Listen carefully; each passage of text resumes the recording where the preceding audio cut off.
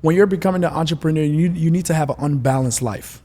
Like, you're not gonna have a balanced life at all as an entrepreneur, especially when you're starting out. You have to make a sacrifice. Like, when I first started as an entrepreneur, I stayed home for 2 years and I focused. When I got into the whole internet marketing thing, the things that seem easy when you're starting something, it's hard. So you have to be obsessed over it and just focus on it over and over and give yourself repetition so it becomes easy. So when I was starting as an entrepreneur, a lot of the things that I know now was super hard. So I had to stay home. I had to focus my attention on this one thing and just get obsessed over it. I wasn't communicating with my friends and my family. I never talked to them. I didn't talk to my friends and family for 2 years because if I talk to them about something that they don't understand, they're only gonna block my blessings because they don't understand it. So I let those people go. So as an entrepreneur, the only people that I used to communicate with was people who was gonna be feeling my energy to giving me motivation and encouragement, letting me know that what I'm trying to do, that I can do it. And the people who didn't know that I could achieve those things, I had to let them go. And you have to, especially when you're starting something new. You gotta let people go. Yeah. That's fire what you just dropped there. I love that. I feel like a lot of people are not putting it in the context of how severe that is, and the reality of it is like those people will make or break you, and you need to be taking the right influences in and like taking the wrong stuff out. So that's awesome. So let's take this to the awards that you got, the 2 Comma Club awards, right? Yeah. So would you mind breaking down kind of the offer that you put 100%. together for that? So when I got the 2 Comma Club, I already made millions before I even got the 2 Comma Club award. I was already doing e-commerce. I made over $5 million doing e-commerce by the time I was like 24, 25, right? So I was already making millions. I got my 2 Comma Club award when I started doing courses because that's where the award was for.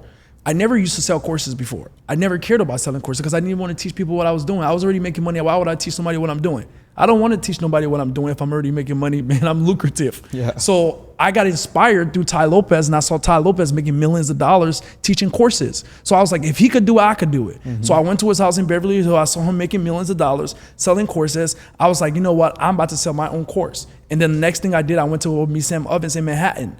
I met up with Sam Ovens. Sam Ovens was doing $25 million.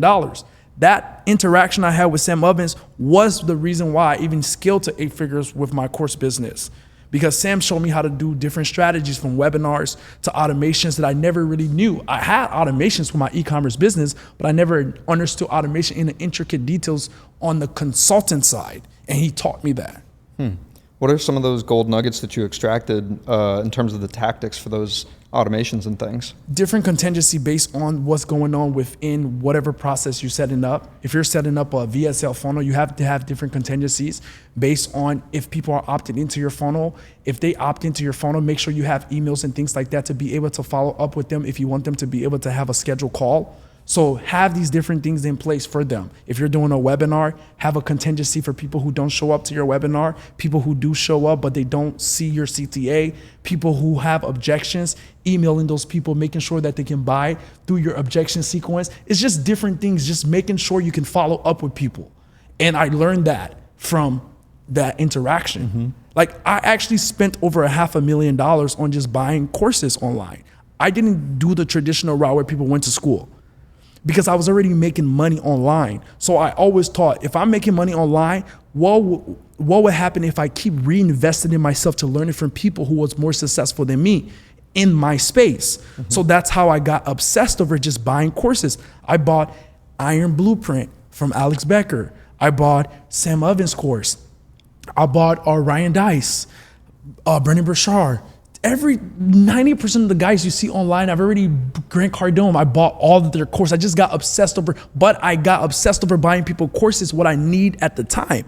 So you don't just buy courses just because you just want to buy and just be an information overload. You don't. I buy information based on what I currently need at my current stage. So if I know that I'm going to be running Facebook ads, I'm going to buy someone course who is an expert in Facebook ads as being on the top tier. When I was starting out, the first person that was good at Facebook ads that I used to saw was Adrian Morrison. I bought Adrian Morrison course. Adrian Morrison was killing it. As soon as I bought Adrian Morrison's course, I made my first $100,000.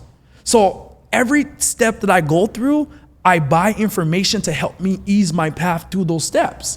And that's the only way you should buy courses. People don't do that. That's why they get stuck. I think mentorship is the most important thing in life. If you have a mentor, you'll always be successful. But if you don't have a mentor, you're gonna lack a lot because it's like a GPS.